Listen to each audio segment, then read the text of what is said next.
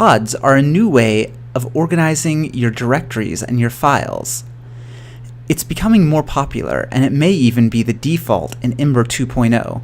But before I show you how to create your file directory in a pod-like structure, I want to show you the problem that it's trying to solve. Let's say that we're trying to find all the files that pertain to a particular resource, in this case, territories. In our traditional app structure, we would have to go through all these folders. There's probably not an adapter, but there probably is a controller. So we go down here. All right, so we have that open, and there's probably a model. All right, you gotta go in here, and a route, and some nested routes.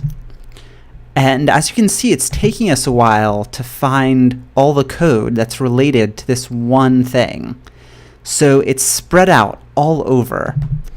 And so now we have it all at our fingertips after about 20 to 30 seconds of searching. But God forbid we open other tabs and lose track of these. Pods help us organize it so we only have to open one folder and we're able to access all of this. So this is how a post and posts resource would be organized under Classic. Under Pods, they would be organized according to resource. So we have our posts resource and then our post resource. So you don't just have to open one folder, you have to open two. That's way better than searching through 5, 6 gigantic folders. So we have the resource name and then the function of the file. Let's see that within our app. We have our posts folder, which there's an index, so it has that, and then our post folder with the model and the template. That's fairly simple, and it follows this pretty well. And we'll see that our tags and our tag also follow this. Notice there's an edit and a show folder for the show and edit routes.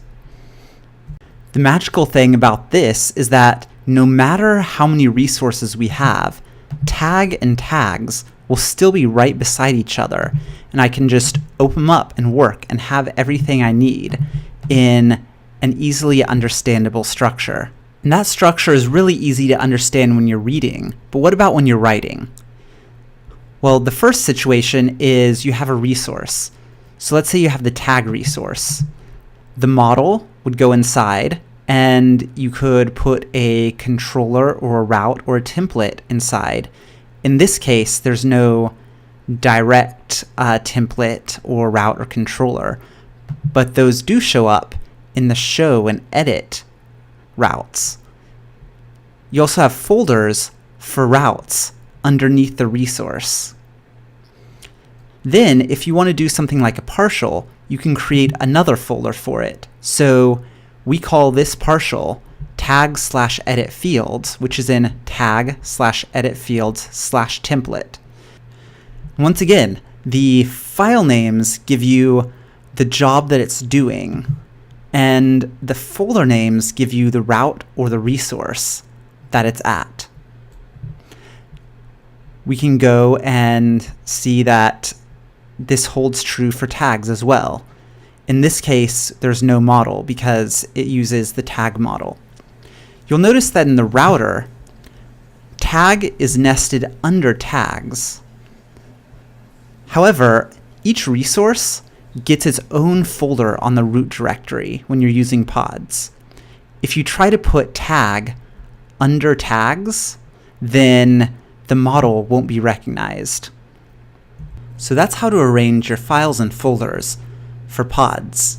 If you're using Ember CLI and you put your folders nested under app, then Ember CLI will automatically recognize them. But there are a few things you can do to customize it. In the command line interface, if you want to generate something using pods, you just add the --pod at the end.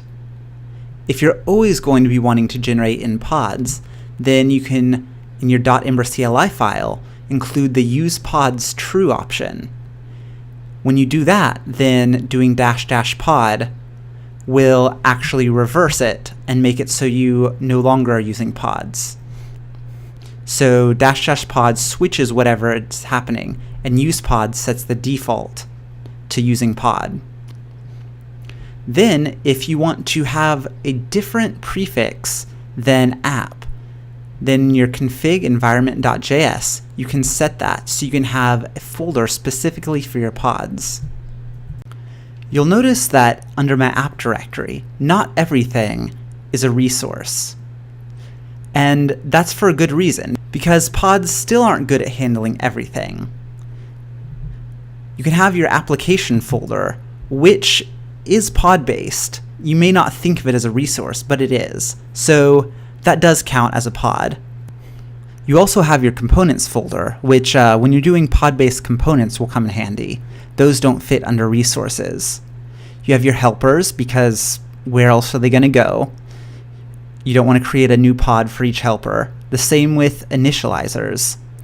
And then you have the templates, which are for miscellaneous things and shared partials, as well as your app index and router files.